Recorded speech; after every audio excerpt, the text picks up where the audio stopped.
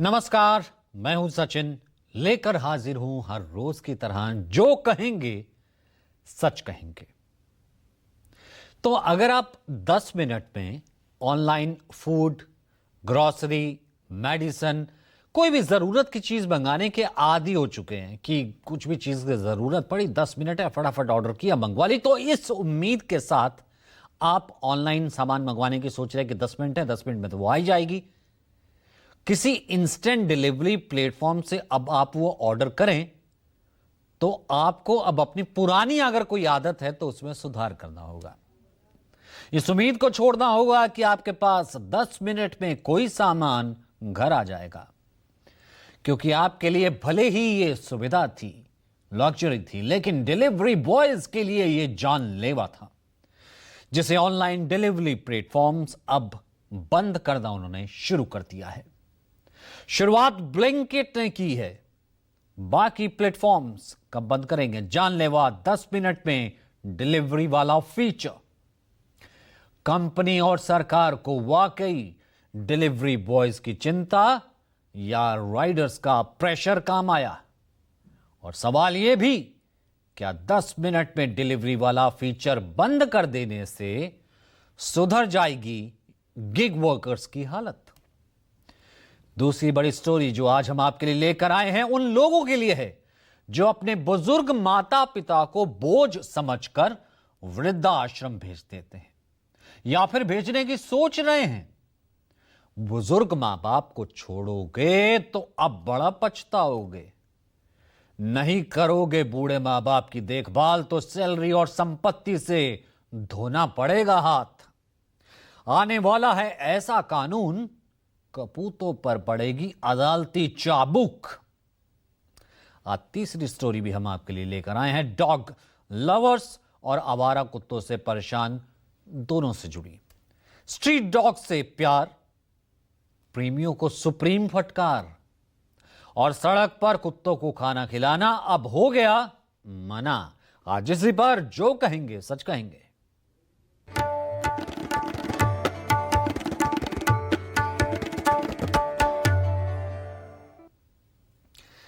दिल्ली, मुंबई, चेन्नई, हैदराबाद, कोलकाता जैसे तमाम शहरों में रहने वाले शायद ही कोई ऐसा शख्स हो जो ऑनलाइन सामान न मंगाता हो। शायद ही ऐसा कोई हो जिसने स्विगी, जोमैटो, ज़ेप्टो, ब्लिंकिट इसको यूज ना किया हो, इन नामों से अनजान हो। खासकर जब से ये क्विक कॉमर्स कंपनियां लोगों के घरों तक 10 मिनट में कोई भी सामान पहुंचाने की सुविधाएं देने लगी हैं, तब से ज्यादातर लोग ऐसे ही प्लेटफॉर्म्स पर निर्भर हो गए हैं। ऐसे लोगों को अब अपनी आदतों में सुधार करना होगा।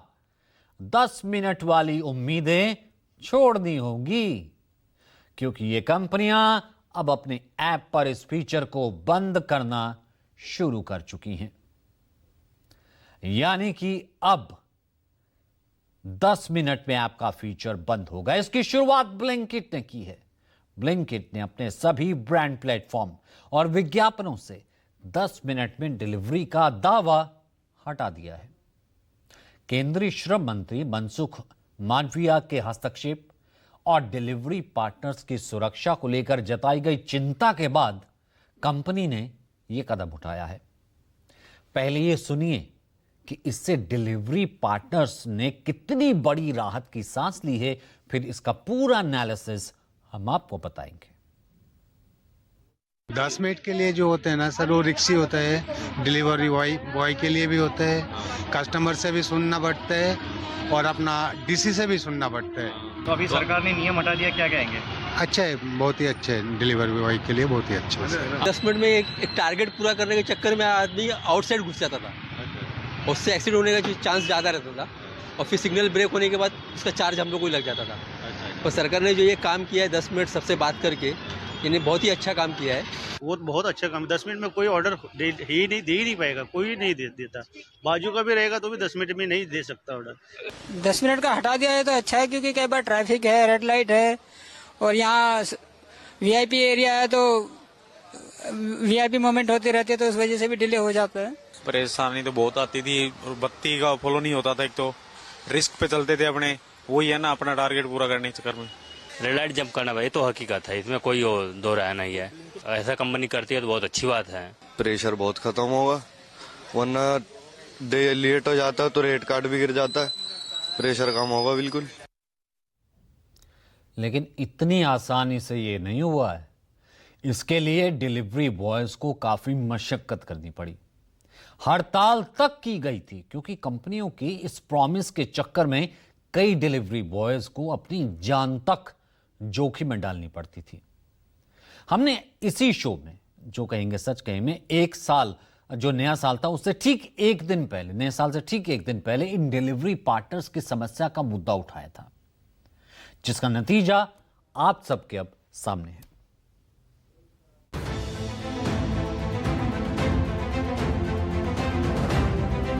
चोट ऑर्डर देते आते पे चोट लगी थी, ऑर्डर देने गए थे, उसके बाद आ रहे थे तब चोट लग गई थी। लास्ट मंथ मेरा एक्सीडेंट हुआ 24 तारीख को। देखिए मेरी पूरी फट गई थी, ये पूरी फटी पड़ी उंगली ठीक हुई है। ऐसे ना जाने कितने फूड डिलीवरी बॉयज हैं जिनके साथ कभी ना कभी काम के दौरान हादसे हो चुके हैं, और ये सब होता था फास्ट डिलीवरी की वजह से। अपनी तमाम समस्याओं के साथ ही इस जानलेवा फीचर को बंद कराने की मांग को लेकर बीते 31 दिसंबर को देश भर के क्विक कॉमर्स कंपनियों के लिए काम करने वाले डिलीवरी बॉयज ने हड़ताल की। जी सर, हड़ताल करने की सबसे बड़ी रीजन है कि 2-3 चीज़ पे ध्यान देने वाली बात है। सबसे पहली चीज़ कि कंपनी जो एक तो कहती है कि डिलीवरी फास्ट पहुंचाओ, फास्ट पहुंचाने के चक्कर में हमारे बहुत से राइडर जो है ना वो घायल होते हैं, समझ रहे हैं। दूसरी चीज़ कि एक ऑर्डर पे पैसे कम मिलते हैं।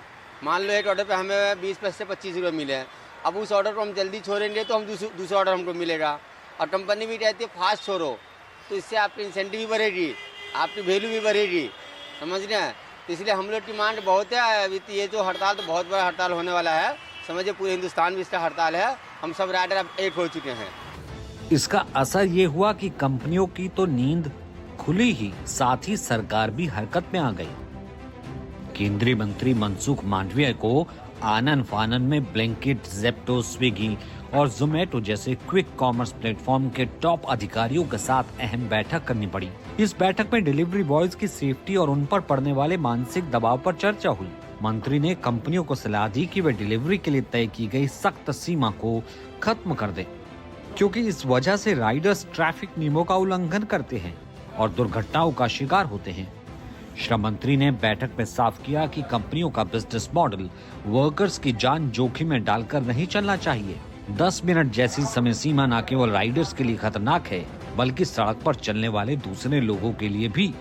श्रम मंत्री के साथ बैठक के बाद सभी प्रमुख क्विक कॉमर्स और फूड डिलीवरी कंपनियों ने सरकार को आश्वस्त किया कि वे अपने सोशल मीडिया प्लेटफॉर्म और विज्ञापनों से टाइम बाउंडेड डिलीवरी के दावे को हटा देंगे।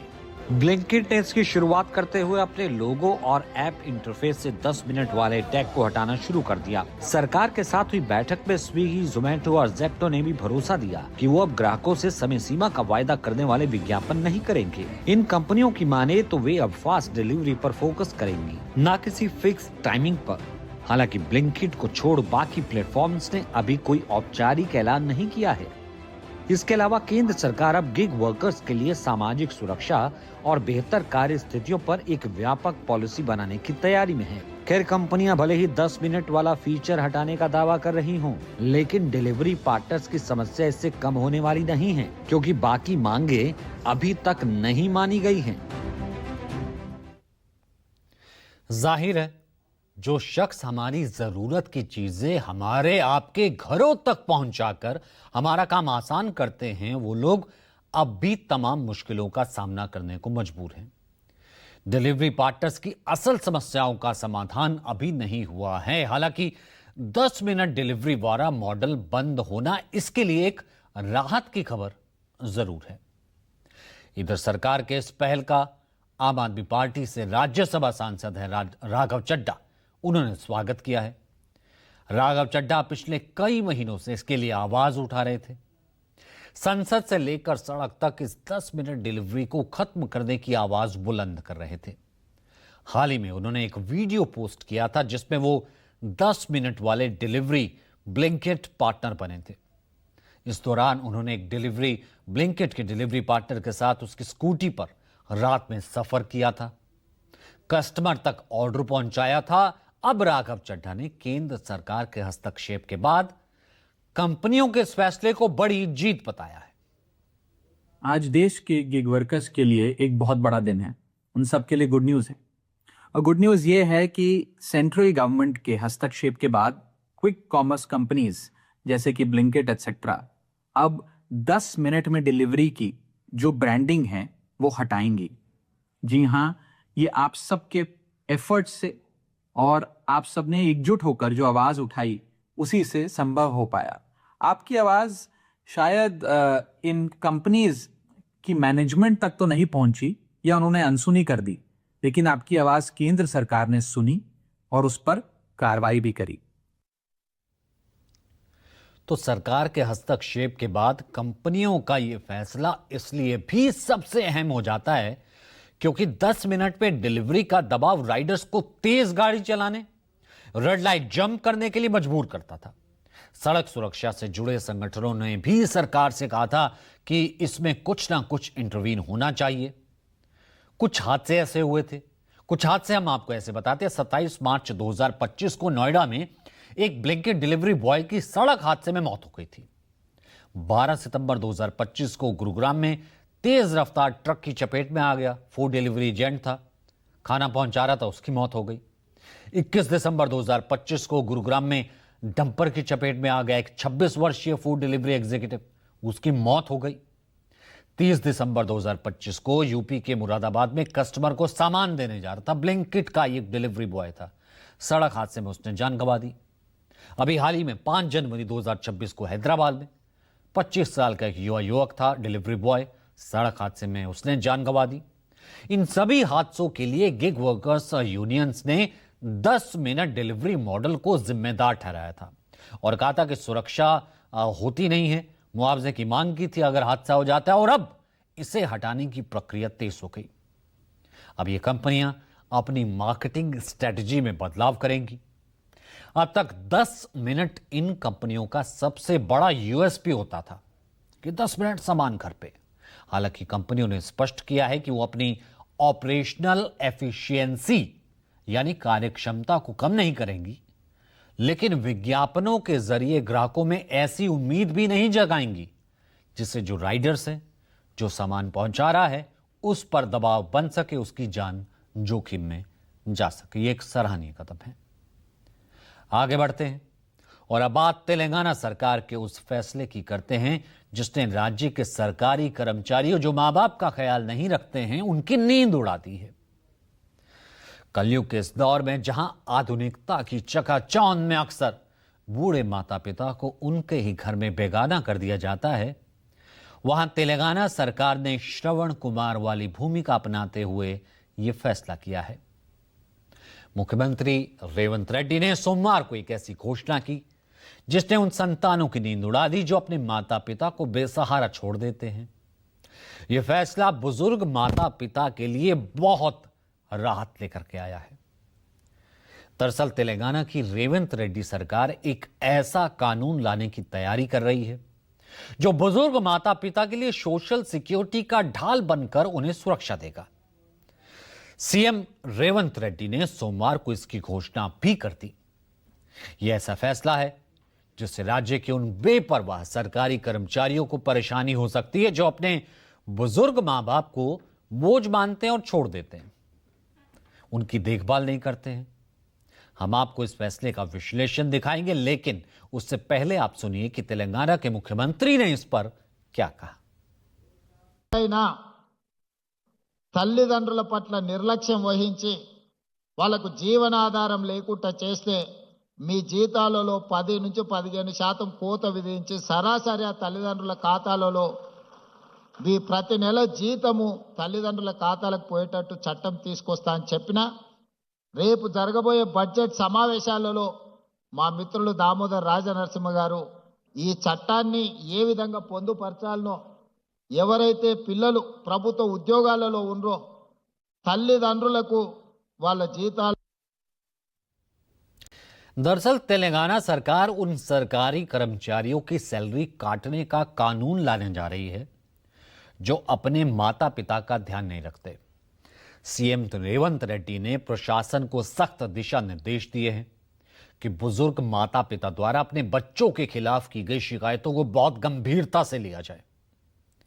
रेवंत रेड्डी ने सोमवार को सैलरी काटने का आदेश जारी करके सरकारी कर्मचारियों की परेशानियां बढ़ा दी।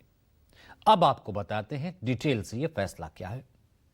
मुख्यमंत्री रेवंत रेड्डी ने कहा कि अगर किसी बुजुर्ग माता पिता ने अपने सरकारी कर्मचारी बेटे या बेटी के खिलाफ शिकायत की तो कर्मचारी की सैलरी 10 से 15% कट जाएगी और यह कटी हुई राशि सीधे माता पिता के बैंक खाते में ट्रांसफर हो जाएगी ताकि अपना जीवन सम्मान के साथ वो जी सके। साथ ही सीएम रेड्डी ने यह भी साफ किया कि जो गवर्नमेंट एम्प्लॉय सरकारी कर्मचारी अपने माता पिता की देखभाल नहीं करेंगे उनके खिलाफ सख्त कानूनी कार्रवाई होगी। इतना ही नहीं, तेलंगाना सरकार वरिष्ठ नागरिकों की देखभाल के लिए सरकार प्रणाम नाम का डे केयर सेंटर भी शुरू करने जा रही है। कांग्रेस ने एक्स पर पोस्ट कर डे केयर सेंटर के बारे में जानकारी दी। प्रणाम डे केयर सेंटर, इसका उद्देश्य बुजुर्गों के अकेलेपन को दूर करना, उनकी देखभाल करना, उनके साथ खुशियां बांटना। इस योजना के तहत राज्य भर में 37 डे केयर सेंटर खोले जाएंगे। इनमें स्वास्थ्य की जांच, भोजन, उनका मनोरंजन, लाइब्रेरी और मुफ्त इंटरनेट की सुविधा मैंडेटरी होगी, वहां पर होगी ही होगी। रेड्डी सरकार का यह साफ कहना है कि अगर मां बाप इग्नोर किए जाएंगे तो सरकारी कर्मचारी बेटे बेटियों पर तो कानूनी कार्रवाई होगी ही। ये एक मानवीय कदम है ताकि हमारे बुजुर्ग गरिमापूर्ण जीवन यापन कर सकें। शिकायत के लिए सरकार विशेष शिकायत तंत्र विकसित कर रही ताकि उनको परेशानी ना हो।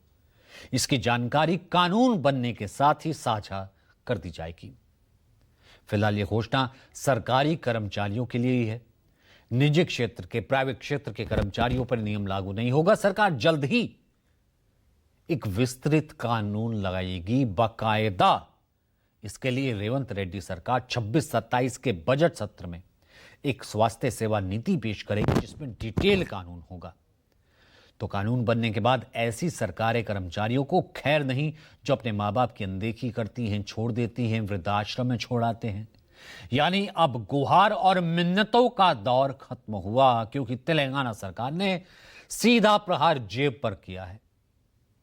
महज एक प्रशासनिक आदेश नहीं है ये, बल्कि उन थकी हुई आंखों को इंसाफ दिलाने की ये कोशिश है जो उम्र के आखिरी पड़ाव पर अपनों का साथ तलाशते हैं।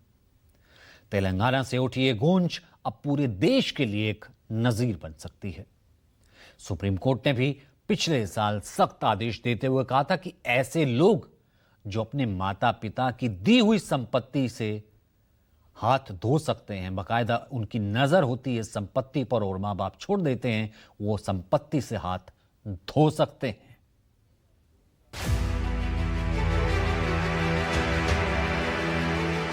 भारत की संस्कृति में माता पिता को भगवान का दर्जा दिया जाता है, लेकिन आज बदलते समय में वही बुजुर्ग अपने बच्चों के लिए बोझ बन गए हैं। संपत्ति के नाम पर उन्हें घर से निकाल दिया जाता है या अकेला छोड़ दिया जाता है।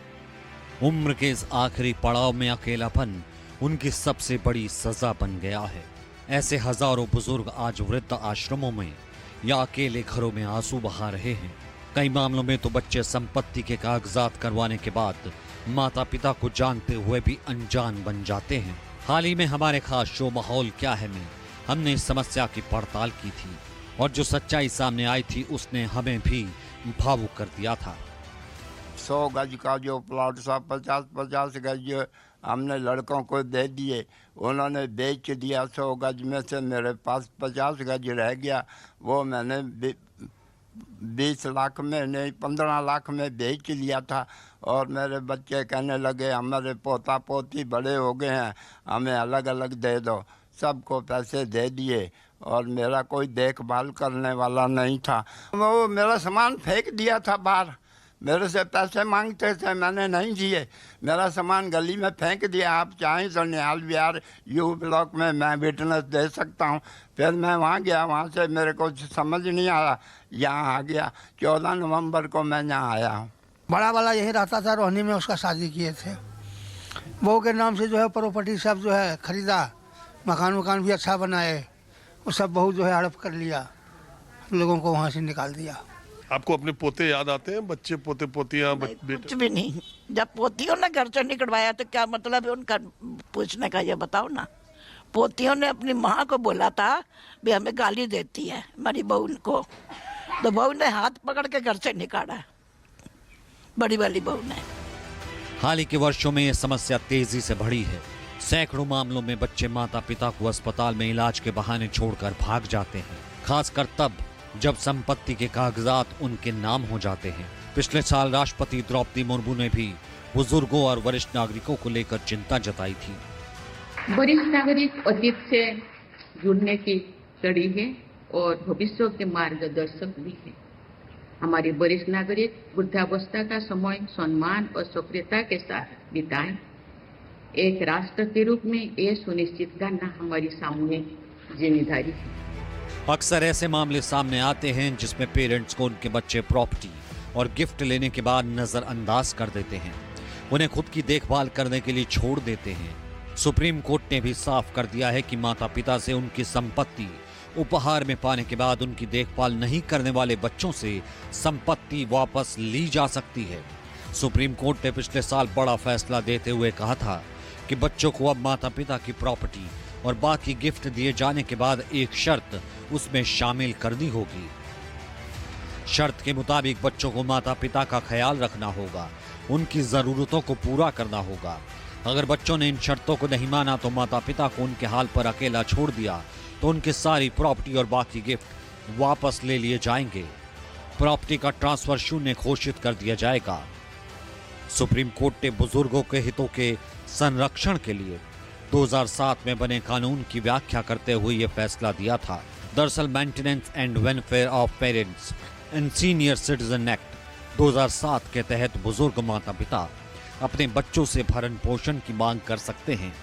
इस कानून की धारा 23 कहती है कि गिफ्ट या किसी और तरीके से अगर कोई वरिष्ठ नागरिक इस शर्त पर अपनी संपत्ति किसी को देता है कि संपत्ति पाने वाला उस वरिष्ठ नागरिक की देखभाल करेगा, तो ऐसा ना होने की सूरत में यह माना जाएगा संपत्ति का ट्रांसफर धोखाधड़ी या धमकी से हुआ है। ऐसे मामलों में ट्रिब्यूनल संपत्ति के ट्रांसफर को रद्द घोषित कर देगा। सुप्रीम कोर्ट के इस फैसले से पूरी तरह स्पष्ट हो गया कि बुजुर्ग माता पिता का भरण पोषण हर हाल में बच्चों को करना होगा, पर उनके हाल पर छोड़ देना काफी महंगा पड़ने वाला है।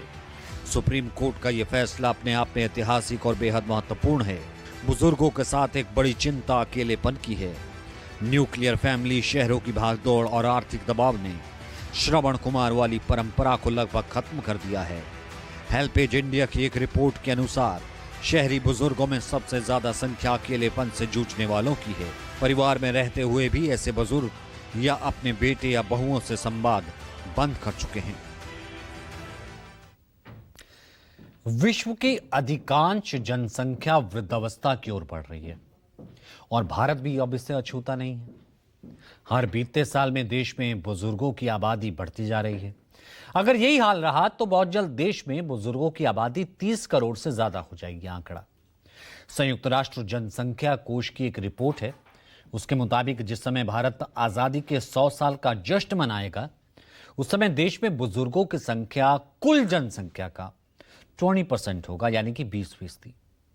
भारत की जनसंख्या में 60 वर्ष या इससे अधिक उम्र के बुजुर्गों की संख्या वर्ष 2011 में थी 9%। 2025 में भारत में बुजुर्गों की हिस्सेदारी बढ़कर कुल आबादी का 10% हो गई। 2036 तक अनुमान है 18% बुजुर्गों की आबादी हो जाएगी टोटल में से। अनुमान है कि 2050 तक यह आंकड़ा दोगुना हो जाएगा, 20% यानी 34.7 करोड़ तक पहुंच जाएगा आने वाले वक्त में। इसलिए अपने बुजुर्गों का जितना हो सके ख्याल रखिए।